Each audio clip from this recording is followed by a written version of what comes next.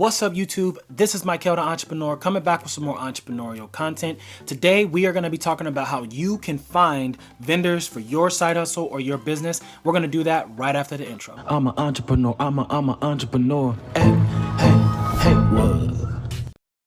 If you are an aspiring entrepreneur and you're thinking about starting, managing, or growing your side hustle or your business, please consider subscribing to my channel. You can do that by hitting that subscribe button, also banging on that notification bell. And so I just recently got an email from a follower where they were asking when, why, and how should they be able to take on a vendor for their business.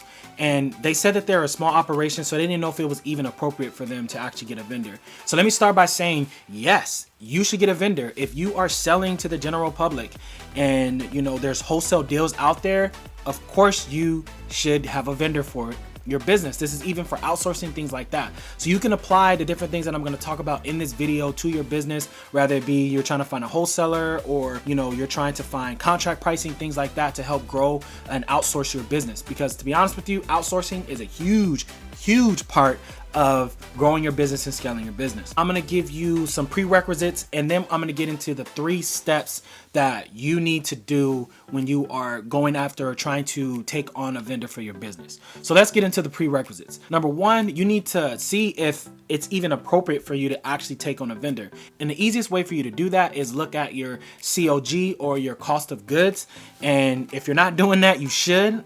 Check out the video down in the description or check out the video up here in the card where I talk about how you can manage the expenses within your business, because you want to know on a month-to-month basis and a year basis, like how much money did you spend on your cost of goods. And cost of goods essentially is just how much money does it take for you to make money. So I own a t-shirt and printing business, so my cost of goods would be inks and things like that. So I want to know how much money I'm spending on it. And also the main reason why you want to look at your cost of goods is because you should be prioritizing or categorizing, what your expenses are. So you know how much money you're spending in this cost and how much money you're spending in that, because that's leverage that you can use when you are seeking and having these conversations with these vendors. And the next thing, I kind of talked about it a little bit, but you just want to see what you're looking for, see how your business can benefit from having an actual vendor, because maybe you're paying retail price for a certain product, and if that product is selling a lot more, then obviously you would want to lower that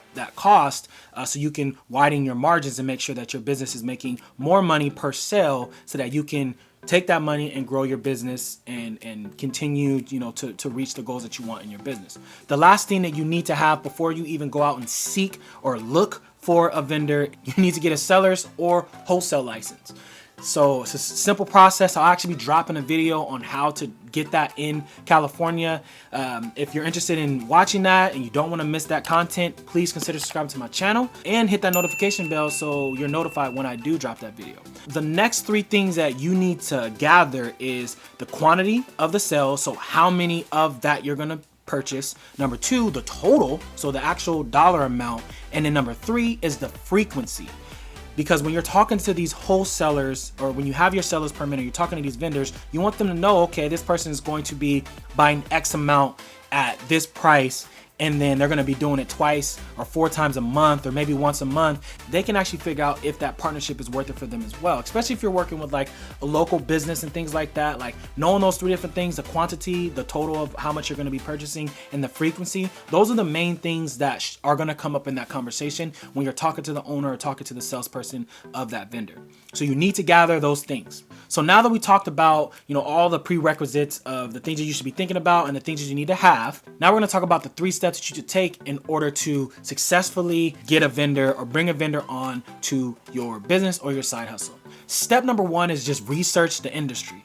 So there's different ways you can do that. A mentorship. So if you have a mentor that is in the industry that you're in, they can direct you and point you into the right directions of what types of vendors that are out there and what the pricing is, and if they can grow with your business. The next way is going to be competitors.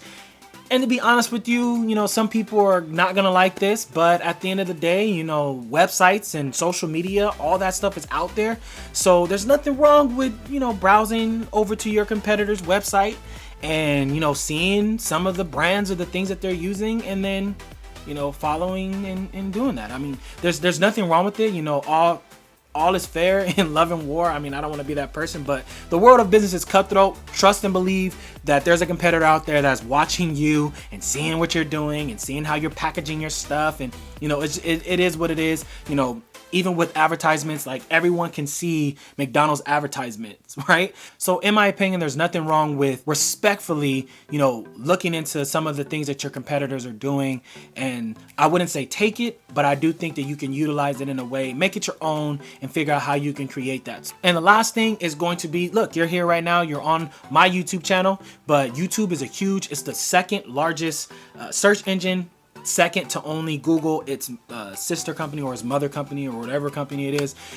Google owns YouTube, so obviously Google is going to be the largest search engine. But anyways, you can do your research by just doing a quick search. Forums or different chats or things are out there because people will definitely share what they're doing. Join Facebook groups. I'm in at least like 15 screen printing and apparel decoration Facebook groups because we're bouncing ideas off of each other. And honestly, there's a big enough market out there for everyone to eat. It's just going out there and just doing your research and figuring it out. Step number 2, you need to whittle it down to the top 3 vendors based on the following criteria. Number 1 is location. Number 2 is quality/services. So does the quality and the services meet your business? Number 3 is going to be capacity. So can they actually handle, you know, what you're bringing to them? And then number 4, you just really want to take into account and see there's nothing wrong with even early in your business aligning yourself with vendors that actually follow your business's motto or the environment of your business. You know, if you are talking all green and you want,